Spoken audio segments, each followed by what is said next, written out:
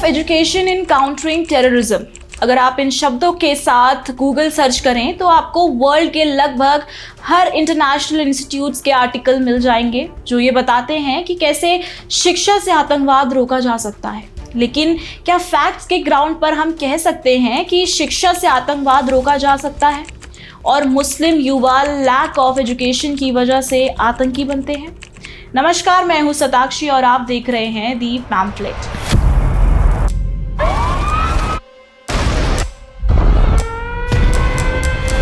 तो बात करते हैं शिक्षा और आतंकवाद पर। जम्मू कश्मीर के पहलगाम आतंकी हमले में लॉजिस्टिक सपोर्ट देने के लिए यूसुफ कतारी नाम के एक शिक्षक को गिरफ्तार किया गया। पहलगाम आतंकी हमले को अंजाम देने में यूसुफ कतारी की भूमिका जो थी वो सबसे अहम थी। इस खबर के आने के बाद भी इस पॉपुलर नोशन के खिलाफ किसी ने नहीं कहा कि educating the radicalised minds won't make them less radicalised, it will only arm them with intellectual faculty.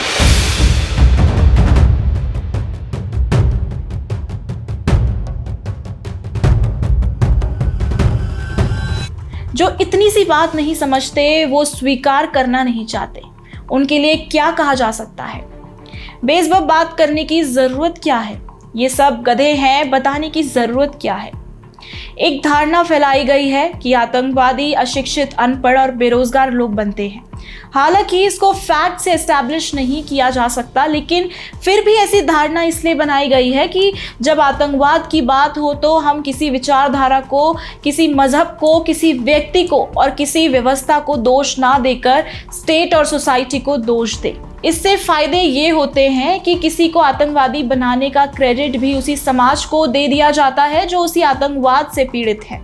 लेकिन फैक्ट इज फैक्ट। एक पॉपुलर मिथ को केवल प्रैक्टिकल एग्जाम्पल ही तोड़ सकती है। इसीलिए आज हम उन आतंकवादियों की बात करेंगे जिन्होंने बेहतरीन शिक्षा और बड़ी डिग्री लेने के बाद उसी शिक्षा को आतंकवाद के लिए उपयोग किया।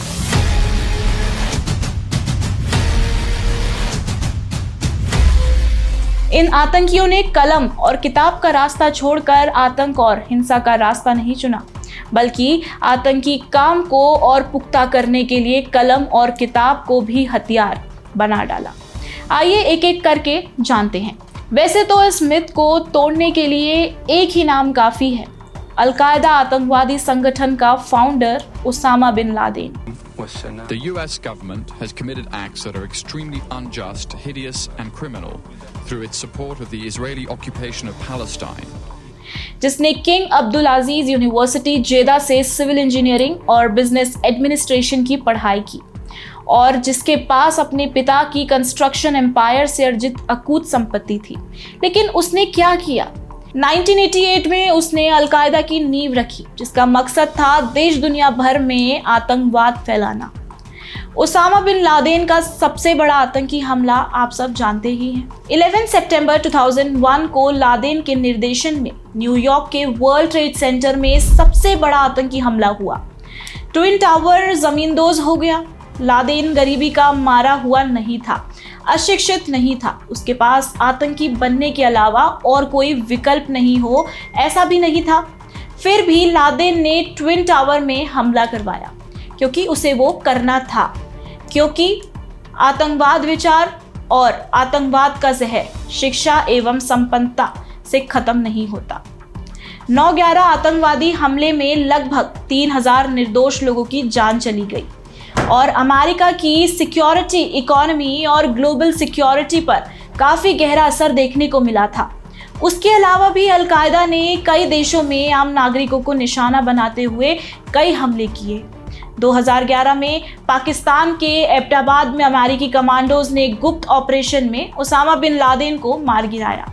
उसके बाद भी अल-कायदा की नींव जिंदा रही, लेकिन उसामा का नाम हमेशा आतंक की पहचान बन गया। उसामा बिन लादेन की मौत के बाद अल-कायदा की कमान उसके सबसे करीबी साथी और इजिप्ट के सर्जन आयमन अल-जवाहिरी को सौंप दी गई थी। और इससे हम पहुंचते हैं दूसरे आतंकी जवाहिरी पर, जिसने अपनी पढ़ाई काहिरा यूनिवर्सिटी से पूरी करी थी, जहां उसने MBBS और MD सर्जन की डिग्री को हासिल किया था। यानी कि वह एक पढ़ा लिखा डॉक्टर था और साथ ही साथ सर्जन की प्रैक्टिस के साथ उसने खुद को जोड़ा हुआ था। लेकिन काहिरा ने भी सर्जन के अपने करियर से ऊपर आतंकवाद को रखा। हमसे और आपसे तो अधिक ही साइंस पढ़ी होगी काहिरा ने, लेकिन फिर भी उसने आतंकवाद को क्यों चुना? साइंटिफिक टेम्परामेंट की समझ उसे भी थी, लेकिन वो उसे आतंकवादी बनने से रोक नहीं पाई। इसीलिए पेशे से सर्जन ज्वारी ने वो काम चुना जो उसे डॉक्टर होने से भी ज्यादा अपीलिंग लगा। शुरुआत में उसने इजिप्ट में इस्लामी संगठनों से जुड़कर कट्टरपंथी गतिविधियों में हिस्सा लिया और बाद में ओसामा बिन लादेन के साथ काम करना शुरू कर दिया था। धीरे धीरे आगे चलकर ज्वारी अल-कायदा का सबसे बड़ा स्ट्रैटेजिस्ट और ओसामा का राइट हैंड माने जाने लगा, जिसमें 9/11 हमले जैसी योजनाओं में भी ज्वारी की अहम भूमिका देखने को मिली थी। जब 2011 में ओसामा को अमेरिकी कमांडोज ने मार गिराया, तब ज्वारी ने अल-कायदा को लीड करना शुरू कर दिया था और वहीं पूरी तरीके से उसमें अपना कंट्रोल बना डाला था। उसने अपनी मेडिकल की शिक्षा और अपने पूरे एनालिटिकल माइंडसेट का इस्तेमाल करके आतंकवादी नेटवर्क को संगठित करने और उसे जीवित रखने का अपना पूरा योगदान रखा। फिर वो दौर आया जब 2022 में अफगानिस्तान के काबुल में अमेरिकी ड्रोन हमले में आयमन अल-ज्वारी भी मारा गया और उसके मौत के साथ अल-कायदा की लीडरशिप स्ट्रक्चर कमज़ोर पड़ने लगी। लेकिन आतंकवाद की दुनिया में तब एक नया चेहरा उभर चुका था, अबू बकर अल-बगदादी, हमारे विश्लेषण का तीसरा आतंकी। इराक में पैदा हुआ बगदादी कोई मामूली इंसान नहीं था। उसने यूनिवर्सिटी ऑफ बगदाद से BA, MA और PhD इस्लामिक स्टडीज से पढ़ाई की थी और बगदादी को इस्लामी कानून और धर्म का बड़ा विद्वान माना जाता था। आपको क्या लगा, PhD करने के बाद वो एकेडमिक्स में रह जाता? नहीं, शिक्षा तो उसने अपने आतंकवाद को इंटेलेक्चुअल स्ट्रेंथ देने के लिए हासिल की। 2003 के बाद जब इराक युद्ध हुआ तो उसे मौका मिला और धीरे धीरे उसने ISIS यानी कि इस्लामिक स्टेट ऑफ इराक और सीरिया को जोड़ा और खड़ा किया और वहीं खुद को बगदादी ने 2014 में खालिफा घोषित कर दिया और धीरे धीरे करके इराक सीरिया के बड़े हिस्सों पर अपना कब्जा जमा लिया। बगदादी ने ISIS के कंट्रोल वाले इलाकों में हर वो काम किया, हर उस स्तर तक जाकर आतंकी हिंसा की जिसकी कल्पना नहीं की जा सकती। जहां चीजें उसके हिसाब से नहीं चलती, वहां वह लोगों की निर्दयता से हत्या कर देता, सिर कलम कर देता। यही नहीं, उसने महिलाओं को गुलाम बनाकर रखा, उन्हें इंसान नहीं बल्कि संपत्ति समझा। कई सालों तक ये आतंक ऐसे ही जारी रहा, लेकिन फिर वक्त ने करवट ली और वो दौर भी आया जब बगदादी का अंत हो गया। 2019 में अमेरिका के एक ऑपरेशन के दौरान सीरिया में बगदादी मारा गया। उसका डर पकड़े जाने से बचने के लिए उसने खुद को विस्फोट से उड़ा लिया। उसकी मौत के साथ ही ISIS की सो कॉल्ड खिलाफत भी बिखर गई। लेकिन मजबूत हुआ ये पक्ष की शिक्षा और संपन्नता आतंकवाद नहीं रोकती, क्योंकि आतंकवाद विचारधारा से कोई आतंकवादी अपनी शिक्षा शुरू होने से पहले ही किसी न किसी तरीके से जुड़ जाता है। ये कहानी यहीं ख़त्म नहीं होती।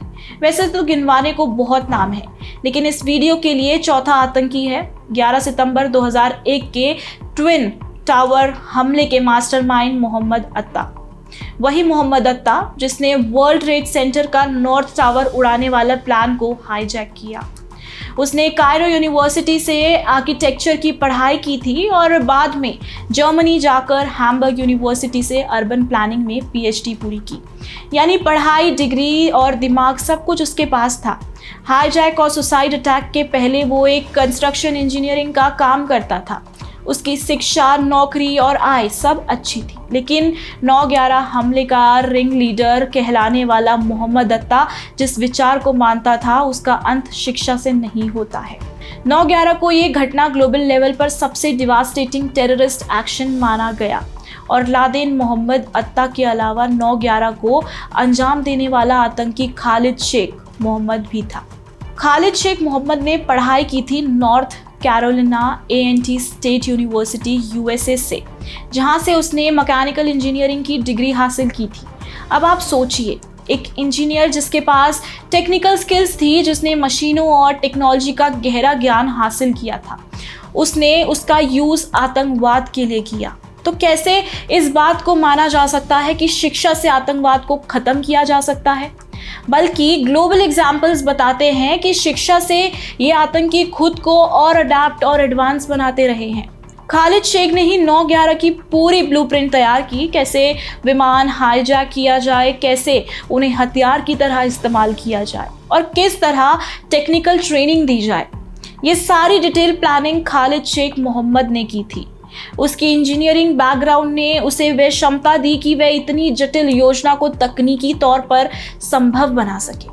वही 9/11 हमले के बाद पूरी दुनिया में अमेरिका ने वॉर ऑन टेरर छेड़ दिया, ताकि अलकायदा और उसके नेटवर्क से जुड़े हर चेहरे को ढूंढ कर ख़त्म करने की रणनीति बनाई गई। और इसी दौरान खालिद शेख मोहम्मद पर भी शिकंजा कसना शुरू हुआ। हमें ध्यान एक ऐसे मुद्दे पर देने की ज़रूरत है कि खालिद शेख मोहम्मद सिर्फ 9/11 तक ही सीमित नहीं रहा। उसके नाम पर भी कई आतंकी प्लानिंग, जैसे 1993 में वर्ल्ड ट्रेड सेंटर पर ही हुआ पहला बम धमाका और बाद में अमेरिका और यूरोप में और भी हमले कराना, इन सब के पीछे यही देखा गया। आज वह अमेरिकी जेल में कैद है, लेकिन उसे दुनिया हमेशा उस शख्स के रूप में याद करती है जिसने पढ़ाई लिखाई और अपनी इंजीनियरिंग स्किल्स का इस्तेमाल सभ्यता बनाने की बजाय सभ्यता को तोड़ने में दिखाई। खालिद शेख मोहम्मद की गिरफ्तारी के बाद अगर हम पीछे देखें तो पता चलता है कि उसका नज़दीकी रिश्तेदार भी आतंकी दुनिया का सबसे बड़ा नाम था, जिसे रामजी यूसुफ के नाम से जाना जाता है। रामजी यूसुफ 1993 में हुए पहले वर्ल्ड ट्रेड सेंटर बॉम्बिंग का मास्टरमाइंड देखा गया। अब दिलचस्प बात यह है कि वह भी बहुत पढ़ा लिखा था। उसने यूके की स्वानसी यूनिवर्सिटी से इलेक्ट्रिकल इंजीनियरिंग की डिग्री हासिल की थी। दोस्तों, न्यूयॉर्क के ट्विन टावर्स में जो आग लगी थी उसके पीछे और कोई नहीं था बल्कि रामजी यूसुफ ही था। उसने एक ट्रक में भारी मात्रा में विस्फोटक भरकर पार्किंग एरिया में लगाया ताकि धमाके से दोनों टावर एक दूसरे से टकराकर गिर जाए। लेकिन उसने जो ये पूरी प्लानिंग प्लॉटिंग की वो पूरी तरीके से सफल नहीं हो पाई। लेकिन धमाका ऐसा हुआ कि उसमें 6 लोगों की जान चली गई और 1000 से ज़्यादा लोग घायल हो गए।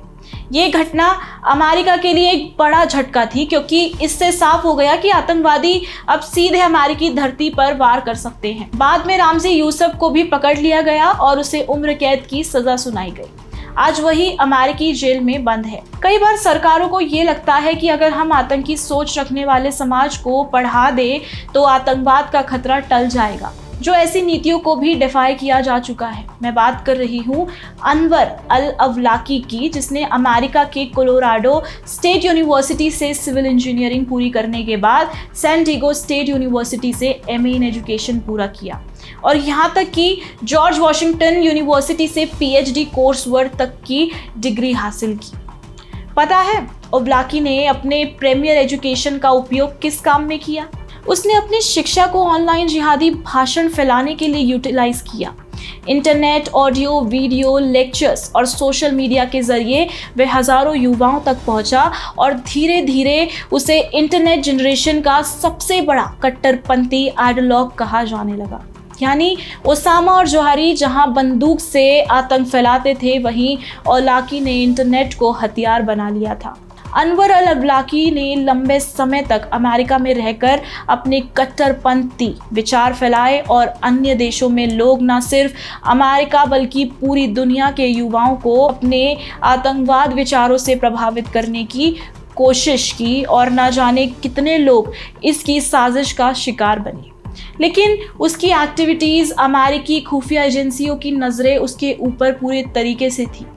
कई सालों तक उसे अमेरिका की एजेंसी ट्रैक करती रही और वहीं उसके नेटवर्क को धीरे धीरे कमज़ोर किए जाने लगे। आखिरकार 30 सितंबर 2011 को यमन में अमेरिकी ड्रोन हमले में अवलाकी को भी मार गिराया। उसके मौत के बाद भी इंटरनेट और ऑनलाइन प्लेटफॉर्म पर रिकॉर्डेड भाषण और विचार आज भी कुछ कट्टरपंथी ग्रुप के बीच इंस्पिरेशन का सोर्स बने हुए हैं। यहाँ हमने उन सभी आतंकवादी के बारे में जाना जो 9/11 से जुड़े हुए थे। अब आप सबके मन में जो वहम था आतंकवाद को लेकर, इसे देखकर पूरा विश्वास हो गया होगा कि इंजीनियरिंग की पढ़ाई करने वाले, यहाँ तक कि पीएचडी कर रहे लोग भी आतंकवाद की राह पर निकल सकते हैं। और आपको ऐसा लग रहा होगा कि ये तो बस मिडिल ईस्ट और अमेरिका के एग्जाम्पल हैं, तो नहीं, भारत में भी शिक्षा और समृद्धि कभी आतंकवाद को रोकने में और एक पोटेंशियल आतंकवाद के फुल टाइम आतंकी बनने में कभी बाधा नहीं बनी। 2023 में एक रिपोर्ट सामने आई थी जहां दिल्ली पुलिस ने 3 आतंकवादी को पकड़ा था। ये तीनों सिर्फ आम लोग नहीं थे, बल्कि उच्च शिक्षित और प्रोफेशनल बैकग्राउंड से जुड़े हुए थे। जब इनकी तलाशी ली गई तो नाम और इनकी पहचान पता चली, और पहला नाम जो था वो था मोहम्मद शहनवाज, जो माइनिंग इंजीनियरिंग की पढ़ाई कर चुका था और NIA के मोस्ट वांटेड लिस्ट में शामिल था। दूसरा अरशद वारसी, जिसने मैकेनिकल इंजीनियरिंग में बीटेक किया और दिल्ली की जामिया मिलिया इस्लामिया से PhD कर रहा था। तीसरा रिजवान अशरफ, जिसने कंप्यूटर साइंस में बीटेक की पढ़ाई की और साथ ही धार्मिक शिक्षा भी ली। पुलिस की जांच के मुताबिक इन तीनों का सीधा संबंध ISIS नेटवर्क से जुड़ा हुआ देखा गया, क्योंकि इनके पास से बम बनाने के केमिकल्स, हथियार और आतंकवादी लिटरेचर बरामद हुए थे। जांच में सामने आया कि ये लोग भारत के अलग अलग इलाकों में निगरानी कर चुके थे। इतना ही नहीं, ये लोग लोकल मार्केट से सामान जुटाकर बम टेस्टिंग में इस्तेमाल किया करते थे। दोस्तों, अब सवाल ये उठते हैं कि क्या ये महज ब्रेन वॉशिंग है या फिर कट्टर विचारधारा की पकड़ शिक्षा से भी ज़्यादा मजबूत हो सकती है। अफजल गुरु, जिसको 2001 के संसद हमले के लिए फांसी हुई, उसे कौन आतंकी कहता? वह भी तो एक पढ़ा लिखा नौजवान था और उसने दिल्ली यूनिवर्सिटी से ग्रेजुएशन कंप्लीट करके उसके बाद फिर MBBS कोर्स में दाखिला भी लिया था। लेकिन शिक्षा प्राप्त करना बढ़िया काम करने से ऊपर एक चीज़ है, और वो है आतंकवाद। इसीलिए हमें पहले भी अफजल गुरु मिला और आज भी ऐसे उदाहरण सामने आते रहते हैं। 13 दिसंबर 2001 को देश की संसद पर हुआ हमला, जहां 5 आतंकी अंदर घुसे। अंधाधुंध फायरिंग में 9 सुरक्षाकर्मी बलिदान हुए, एक माली की भी जान गई। ये कहानी केवल इन 5 आतंकियों तक ही नहीं है। जांच में सामने आया कि इस पूरे हमले के पीछे सिर्फ बंदूक उठाने वाले आतंकी नहीं थे, बल्कि पर्दे के पीछे बैठे कुछ लोग थे, जिनमें सबसे बड़ा नाम था अफजल गुरु का। अब अफजल गुरु खुद संसद में नहीं गया था, लेकिन उसका रोल उससे भी ज़्यादा खतरनाक था। उसने आतंकियों को दिल्ली में जगह दिलाई, गाड़ियां, हथियार, गोला बारूद तक इंतज़ाम किया। यानी जो पूरा मशीनरी थी उसका इंजीनियर और कोई नहीं बल्कि अफजल गुरु ही था। सीधा भाषा में कहें तो हमले की तैयारी, प्लानिंग और लॉजिस्टिक्स सब अफजल गुरु ने ही संभाली थी। संसद हमले की साजिश में उसकी भूमिका साबित होने के बाद अदालत ने उसे मौत की सज़ा सुनाई और 2013 में तिहाड़ जेल में उसे फांसी दी गई। लिस्ट यहीं ख़त्म नहीं होती। NIA की मोस्ट वांटेड लिस्ट का आतंकी, जिससे 2018 में गिरफ्तार किया गया, नाम था अब्दुल सुभान कुरैशी। वह SIMI से जुड़ा हुआ था और बैंगलोर, दिल्ली और अहमदाबाद धमाकों का आरोपी है। वह ना तो गरीब था और ना ही अशिक्षित। इंडस्ट्रियल इलेक्ट्रॉनिक्स में पढ़ाई की और फुल फ्लेज्ड आतंकी बनने से पहले एक मल्टीनेशनल कंपनी में काम करता था। इसी तरह इंडियन मुजाहिदीन का को-फाउंडर यासीन भटकल, जिसे फांसी की सज़ा सुनाई गई है, वह भी कोई पीड़ित या अशिक्षित इंसान तो नहीं था। उसने इंजीनियरिंग की पढ़ाई की थी और अच्छा बिजनेस करता था, लेकिन उसकी शिक्षा और उसका काम उसे आतंकी बनने से नहीं रोक पाया। इसके अलावा श्रीनगर का मैथ टीचर रियाज नायक हिजबुल मुजाहिदीन का कमांडर बना, यानी शिक्षक की डिग्री और सम्मानजनक पेशे से जुड़ा व्यक्ति भी आतंक की राह पर निकल गया। ओसामा बिन लादेन, आयमन अल जवारी, अबू बकर अल बगदादी, मोहम्मद अख्ता, खालिद शेख मोहम्मद, रामजी यूसुफ, अनवर अल अलवाकी से लेकर अफजल गुरु, यूसुफ कटारी, सुभान कुरैशी, यासीन भटकल और रियाज नाइकू तक, सबके पास शिक्षा थी, ज्ञान था, प्रोफेशनल स्किल्स थी, लेकिन इन सब ने उसी शिक्षा को आतंकवाद के लिए इस्तेमाल किया। यानी असली खतरा अशिक्षा नहीं बल्कि एक कट्टर विचारधारा है, जिसका जहर शिक्षा से भी गहरा असर डालता है। जब शिक्षा के साथ जहर भरी विचारधारा मिल जाती है तो वह इंसान को और भी खतरनाक बना देती है। इसीलिए आतंकवाद को सिर्फ हथियारों से नहीं बल्कि विचारों और वैचारिक लड़ाई से हराना बहुत ज़रूरी है। धन्यवाद।